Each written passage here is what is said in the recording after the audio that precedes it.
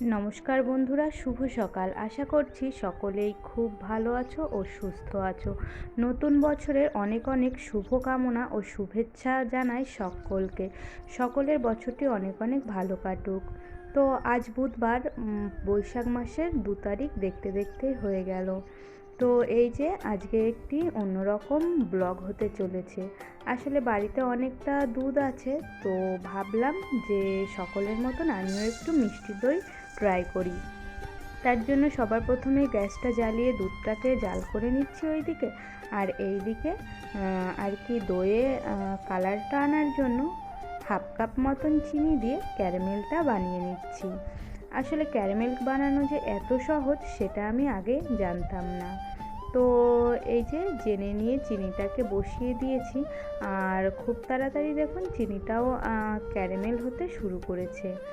আর এইদিকে এই যে এখানে 700 মতন দুধ আছে, তো সেটাকে আমি জমিয়ে একটু গাঢ় করে নেব। আর ওই যে দেখতে দেখতে দেখুন ক্যারামেল বানাতেও শুরু হয়ে গেছে, আর এই যে ক্যারামেলের হালকা হালকা রঙটাও চলে এসেছে। তো এই যে কড়াইটা আবার একটু তেতে গিয়েছিল, তার জন্য ক্যারামেলটা বানাতে একদমই সময় লাগেনি। আর তবে ক্যারামেলটা কিন্তু এইভাবে নেড়েই যেতে হবে অনবরত। তো এবার গ্যাসটা বন্ধ করে নিচে নামিয়ে নিয়েছি।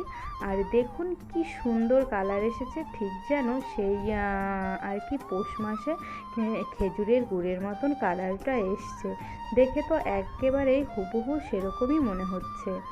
আর এইদিকে দুধটা অনেকটাই আর কি গাঢ় হয়ে এসছে, তবে আরও খানিকটা গাঢ় হবে। তো অন্যদিকে আর একটু পাউডার দুধের দেব।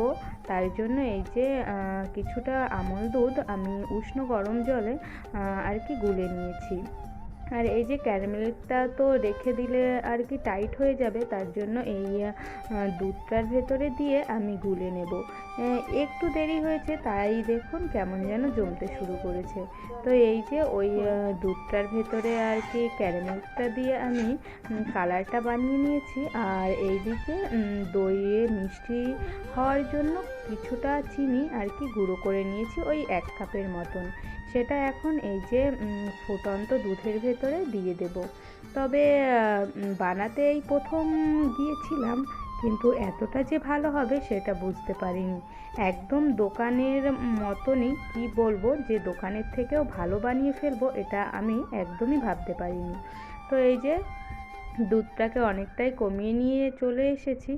আর এই আর কি পাউডার দুধটা গুলিয়ে নিয়েছিলাম সেটাকে এই যে দিয়ে দিয়েছি। আধা ঘন্টা পরে দেখুন কেমন সুন্দর জমেছে। তো আমি তো ভাবতেই পারিনি এত ভালো দই হবে স্টিলের বাটিতে। তো খেতেও অনেক সুস্বাদু হয়েছিল। তোমরাও চাইলে এইভাবেই বাড়িতে তৈরি করে নিতে পারো, একেবারে দোকানের মতন কেনা দই। তো কেমন লাগলো অবশ্যই জানিও। সকলে ভালো থাকবে, সুস্থ থাকবে। আবারও খুব শিগগিরই দেখা।